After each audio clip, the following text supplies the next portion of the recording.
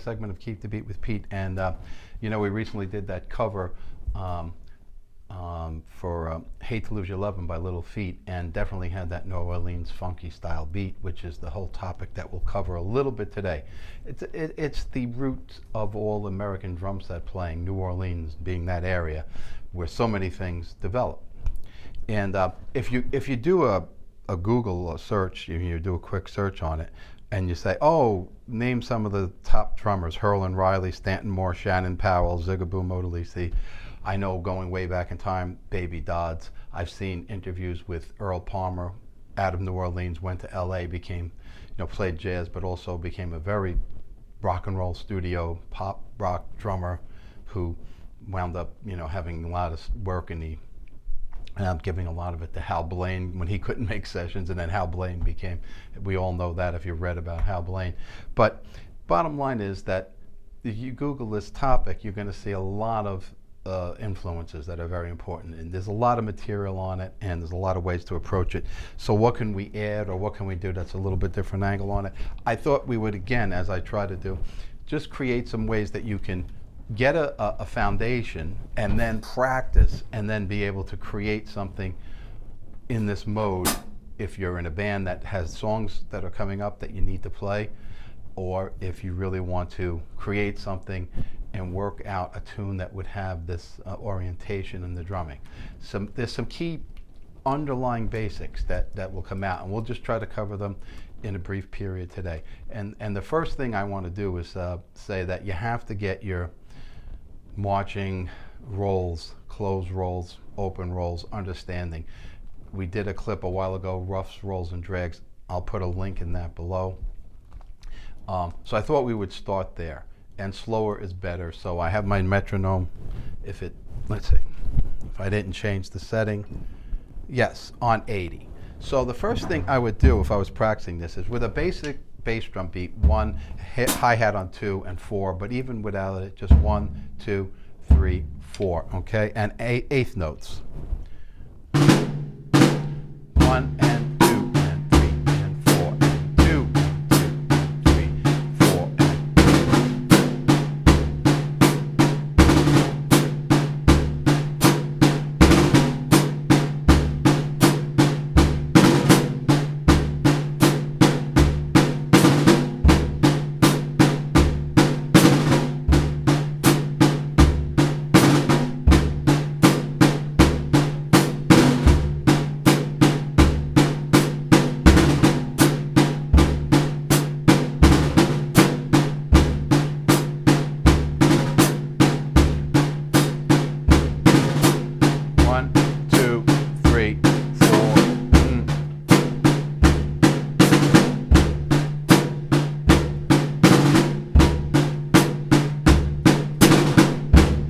And so all I was doing was moving the buzz throughout the measure. 1,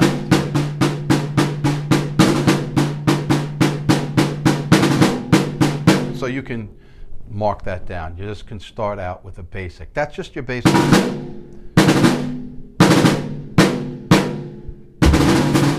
Now it may be that you have to do 2 buzzes. 1.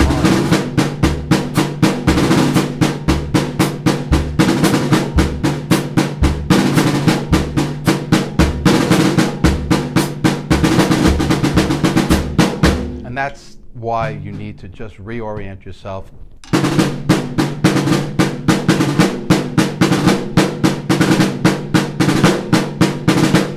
And we cover all that in Ruffs, Rolls, and Drags segment. That's another short segment, but just getting into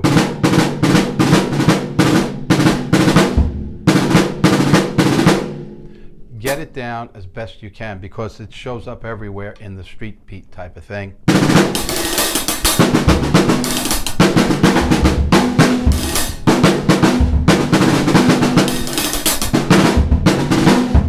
Okay, so number 1. Number 2, the hand patterns. Was naturally a cultural melting pot in New Orleans going way back. Creole and Latin and European and African American influences all blending together. And some of this street beat, parade marching beat, does pick up the Latin clave, whether it's a regular clave or even the rumba clave in it, you know. So again, in eighth notes, nice and slow, it would be 1 and 2 and 3,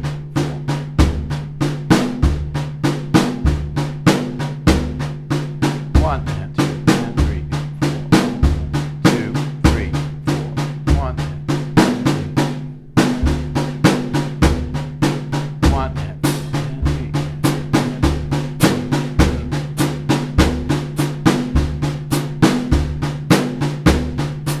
1 and 2 and 3, 2, 3, 1 and 3, 2, 3.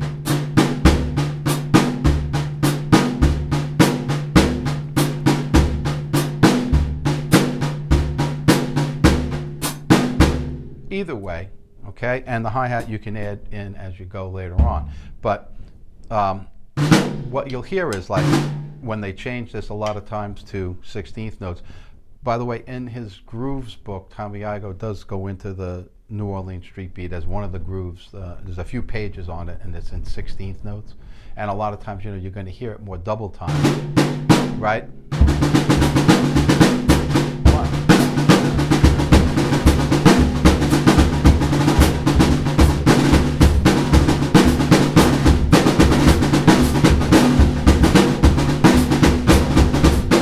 So it's worthwhile to pick that up, but getting into 16th, but you're going to hear.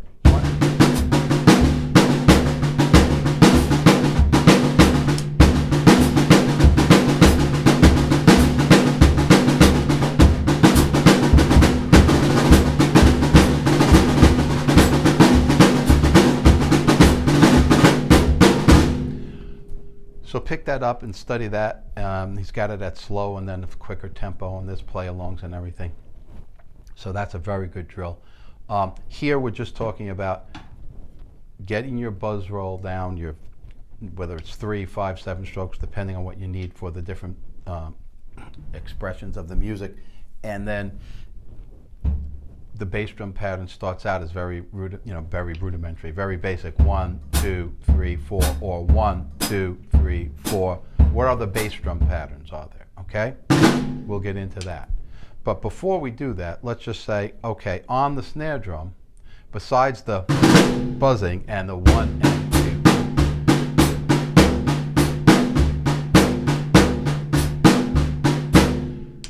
there's a lot of different patterns. There's like a shuffle type pattern that you might start hearing that, like so.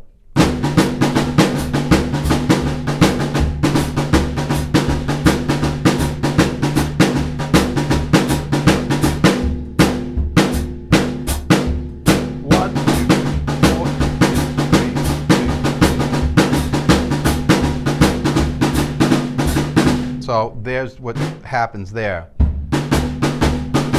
1, 4, 3, 4.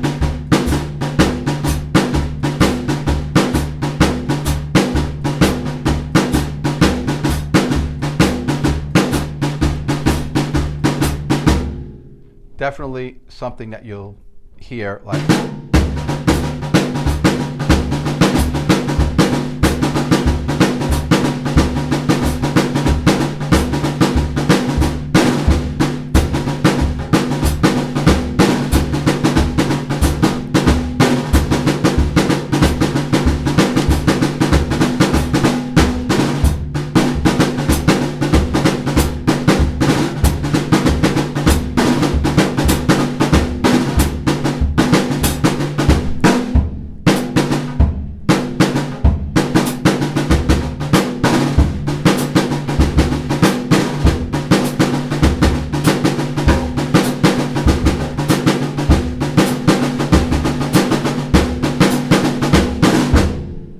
So get that shuffle.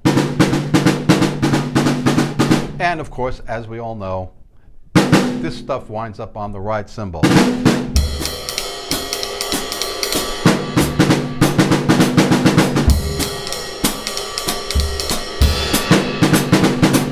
all you jazz players know that.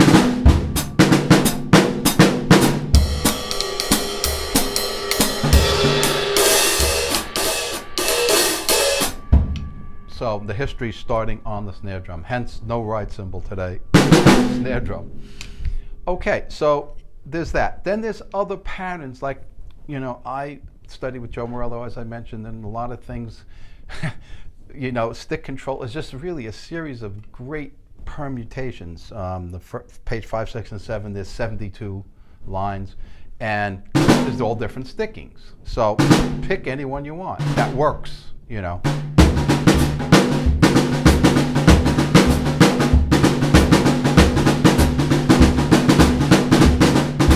So I'm just doing the inverted paradiddle.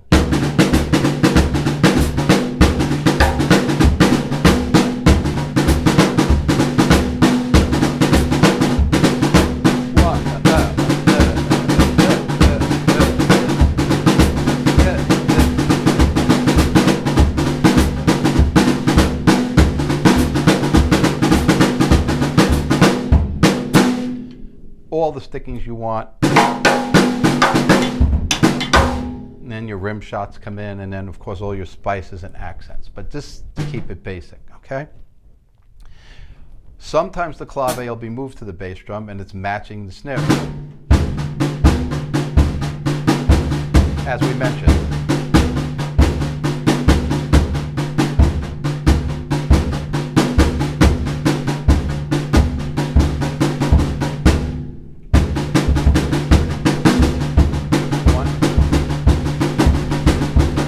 So clave on the bass drum, or sometimes the samba bass drum, 1 and 2.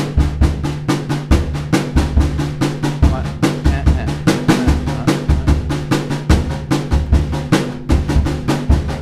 1.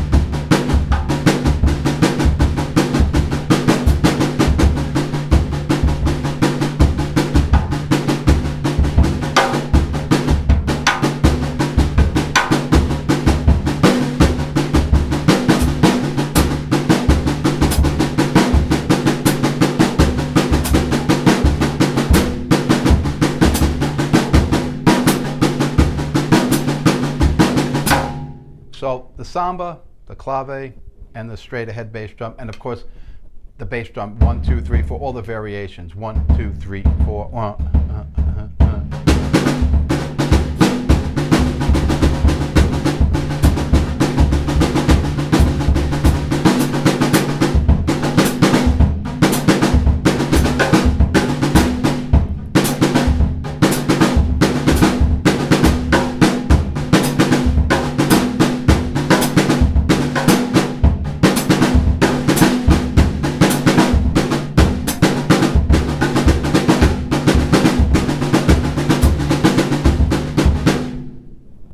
So that's it in a nutshell. What I would say is you really get command of your buzzes, your 3, 5, 7, 9-stroke rolls. Make them clean at different volume levels, because some New Orleans street beats and situations call for the lower dynamics. Right. Then when you get the flow going, I would start at 75 or 80 on the metronome and stay there for a while. It's a lot of space in the notes. It makes a lot of discipline. And then you start tracking your bass drum. You could add your hi-hat in 2 and 4. Sometimes if it's going nicely, you put on the ands or the 1, 2, 3, 4. Depends on how it's feeling, right, and how it's sounding. And then you can start working on the clave patterns with the hands. Then there could be the bass drum matching it, or sometimes separately. Or 1, 2, 3. Rumba clave, regular clave, and the samba bass drum beat. Then a lot of it is listening. You have to listen to all these different players, the music, get a feel for the types of accents and spices they're using, pick up what you like, and eventually, in another clip, we'll work on, like what Richie Haywood was doing, not a New Orleans drummer. I mean, Richie Haywood, when I read all the interviews on him, I read all these interviews of these drummers, it's something over the years. I look at their resumes. I used to be in HR, and he was from the Midwest, I think. But anyway, he was using the hi-hat extensively in the Hate to Lose Your Lovin'. You know, it was the highlight of the song, but he had his rolls going on there. And he was going back and forth between the snare drum and the hi-hat. So anyway, listen extensively after you start doing these basics, okay? There's a lot of material out there on it, but you'll see a lot of it comes back to what we're talking about here. A solid grasp of the 3, 5, 7, 9-stroke rolls, a few bass drum patterns that are prevalent, and a few of these Latin influences that are in there, whether it's a regular clave, a rumba clave, samba feel.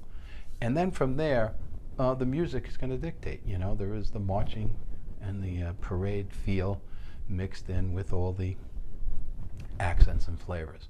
For those of you that are new to the channel, welcome aboard. For those who have been watching for a while, remember, we're giving you ingredients, recipes for you to now say, okay, I can practice these 3 or 4 things. I can practice my rolls. I can practice some bass drum patterns. I can practice this clave or this samba pattern. And you create the beat you keep.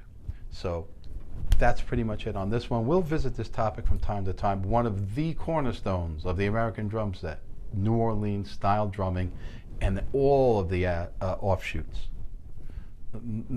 It's everywhere. Peace out.